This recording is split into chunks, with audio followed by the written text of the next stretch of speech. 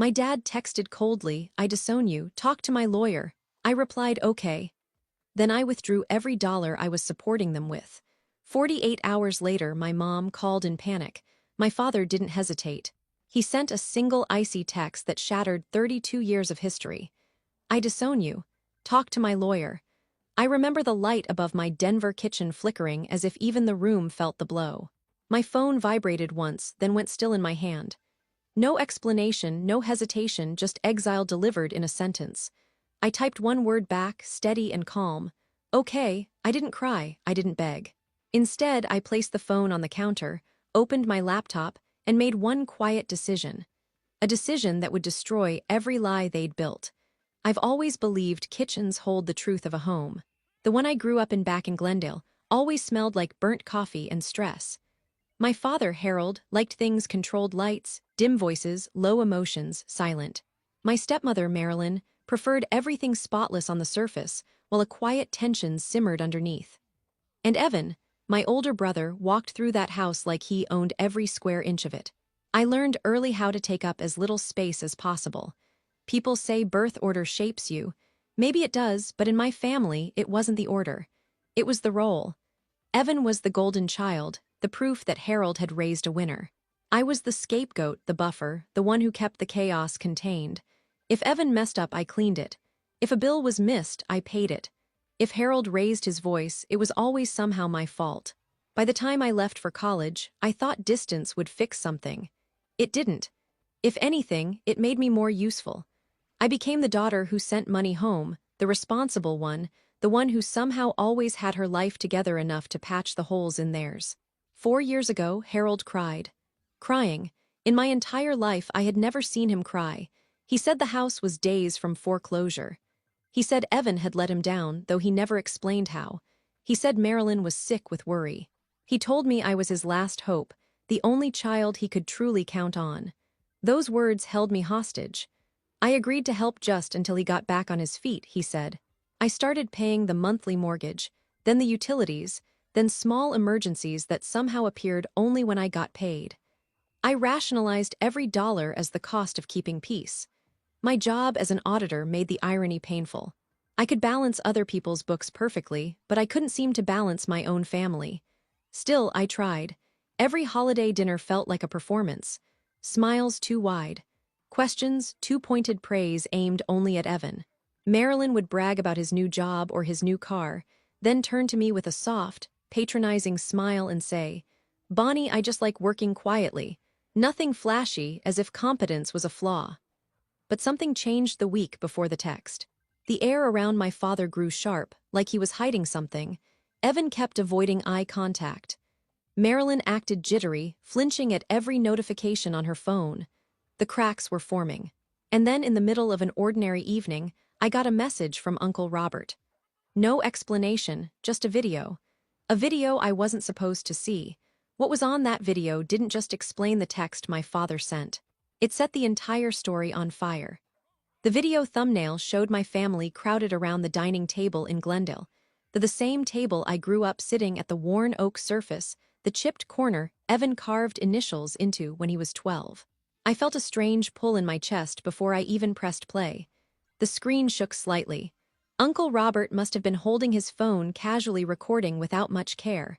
The room was too bright. Marilyn's overhead chandelier, casting a harsh white glow across everyone's faces. They all looked relaxed, happy, comfortable in the way people are when they believe they're among their own. I hit play. Harold's voice came first, low gradually and unmistakably pleased with himself. "She's not a daughter," he said. "She's a walking ATM." The room erupted in laughter. Real laughter, the kind that fills a home when people share a private joke. I froze.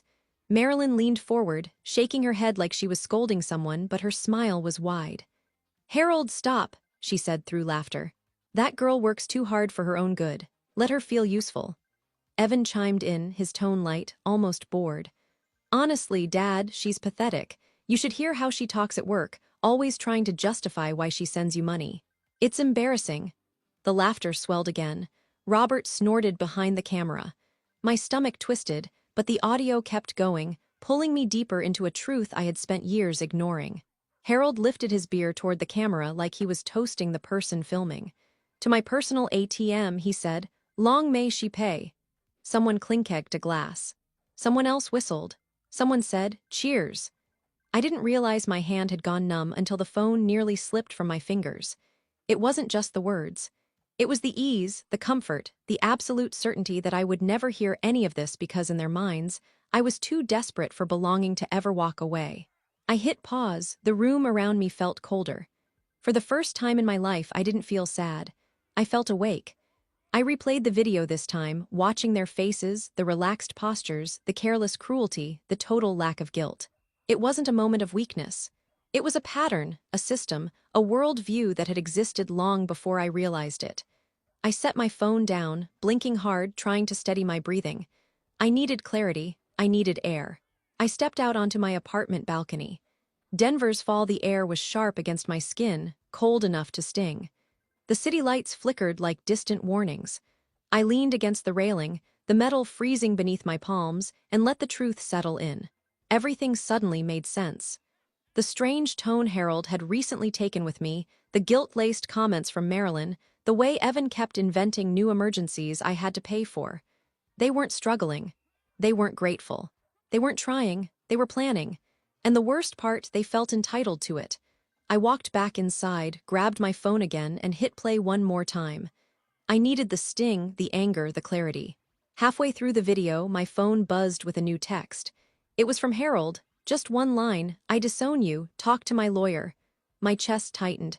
Not from pain this time, but from recognition. This wasn't punishment. They thought I was about to confront them. They thought they were cutting me off before I could disrupt their system. They thought they were in control. I stared at the text for a long moment. Then I typed the word that changed everything. Okay. Not yes, not why, just okay. A full stop, a closing door, and a promise.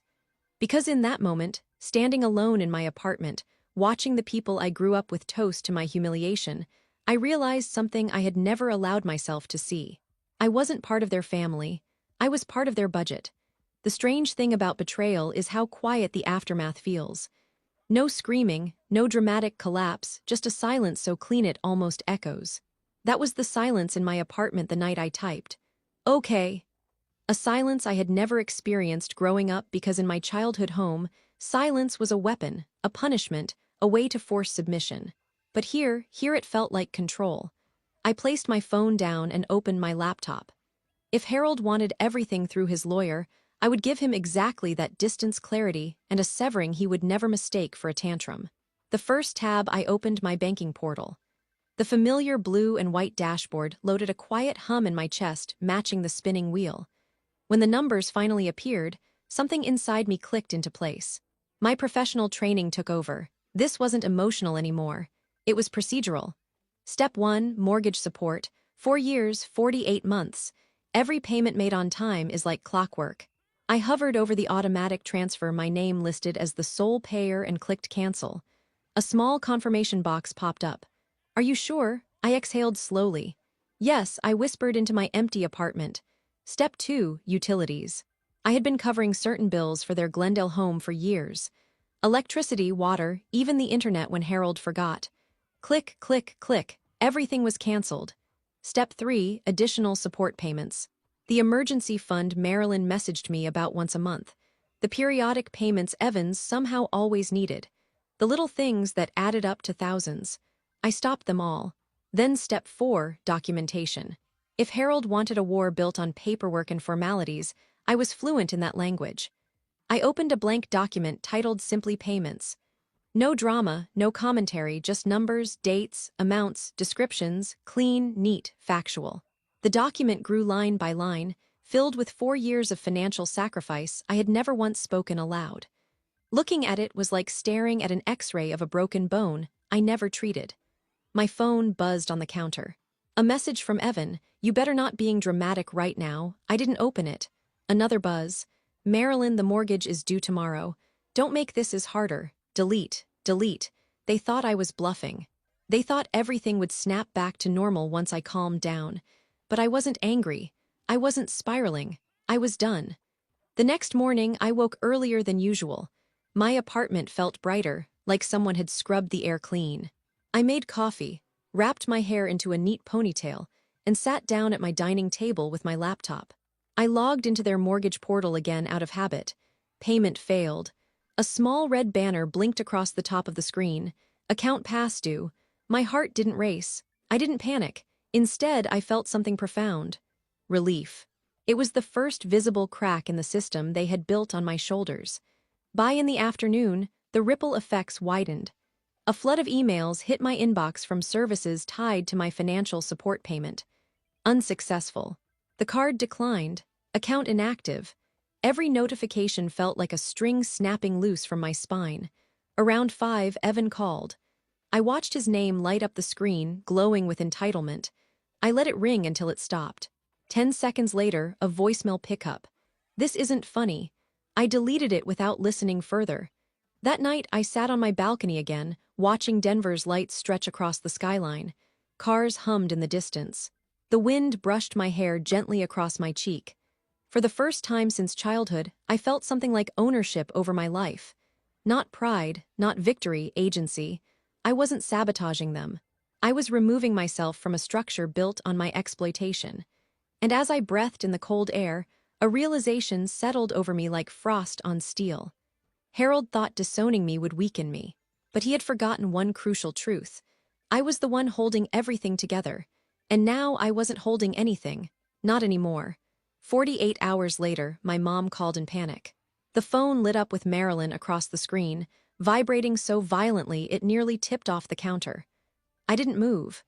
I finished pouring my coffee, inhaling the steam as if it could steady me. When I finally answered, I placed the call on speaker. Her voice hit the room like a siren. "Bonnie, what did you do? The mortgage payment bounced. The bank called your father. They said it was rejected. It's due today. Do you understand that? Fix it right now." Not a question, not a concern, a demand. I took a slow sip. "Harold asked me to direct everything through his lawyer," I said evenly. "So that's what I'm doing." Silence on the line and then a sharp inhale. "What lawyer don't play games? Bonnie, you're being unreasonable." I ended the call. 10 seconds later, the phone rang again, then again. Then came a stream of texts. Each one a blend of guilt, accusation, and desperation. Evan entered the battlefield next. "Are you out of your mind? You're ruining Dad's life. Get that payment through today." Another text. "You think being dramatic makes you powerful? You're pathetic." For years, those words would have gutted me. Now they felt small. By noon, the calls escalated from frantic to threatening. Marilyn claimed they would take legal action. Evan said I'd be cut off forever. Harold sent nothing, not even a single line. The silence from him was almost louder than their chaos. But later that afternoon, everything shifted. My lawyer called. She had received a message from Harold's supposed legal representative, a stiffly written email accusing me of financial harassment and demanding I restore all payments immediately. She laughed. "This isn't even a real claim," she said. "It's pressure, empty pressure." "Good," I said, exhaling, "because I need your help with something else." I told her everything about the years of payments, the video Uncle Robert accidentally sent, the way my family used me like a bank account. And then I told her something I'd never voiced aloud. There were always discrepancies in his community fund reports. I think Harold might be mismanaging money, maybe worse. She still grew. Then we start digging. For the next week, every spare moment of my life became a quiet investigation. I worked through my professional notes, cross-checking dates and transactions against the community fund's publicly available filings. The more we compared, the more cracks appeared. My lawyer connected with contacts she trusted, and soon the pattern was undeniable. Harold wasn't sloppy. He was siphoning money, and not small amounts, significant repeated withdrawals disguised under vague descriptions. But the unraveling didn't stop there. One night around 11 o'clock, my phone buzzed with a number I didn't recognize. I almost ignored it. Something told me not to. A soft, trembling voice whispered into my ear. "Bonnie, it's Mia, my cousin." She sounded like she was hiding in a closet. "I saw the video," she said, "and I need to tell you what happened to me." My breath caught. She told me everything. How Harold once cornered her when she was 17. How she screamed. How Lorraine dismissed it as a misunderstanding. How she'd been forced into silence for years. "I'm so sorry," Mia whispered. "I didn't know who else to tell." I closed my eyes, the edges of my vision tightening. Harold wasn't just manipulative, wasn't just financially abusive. He was dangerous. 2 days later, the final blow came from an unexpected person. Dana, my mother's best friend. Her voice cracked with emotion as she said, "Your mother suffered, Bonnie. She never told you how bad it was because she wanted to shield you. Harold controlled everything. Her money, her choices, her friends. He drained her piece by piece. Something old inside me splintered. This wasn't a dysfunctional family. It was a system built on one man's control, and I wasn't the next victim. I was the one breaking the pattern." The confrontation came on a quiet Thursday evening. The Denver sun was sinking, casting long gold shadows through my apartment window. When someone pounded on my door, 3 heavy knocks, I knew instantly. When I opened the door, Harold stood there. His face was gray, sunken, aged by panic. The confident posture he'd always wielded like a weapon was gone. "Bonnie," he rasped. "Please, they're talking about legal action. The fun people are accusing me. There are rumors everywhere. Fix this, you can fix this. You're the auditor. Tell them it was a misunderstanding." His voice cracked on the last word. "You're my daughter," he added, almost begging. I let the silence fill the hallway until he shifted uncomfortably. Then I reached into my folder and handed him a single sheet of paper. His hands trembled as he read. When his eyes hit the list of flag transactions and the summary of potential misconduct, his breath hitched. What is this?" "A summary," I said, "of what the investigators already know.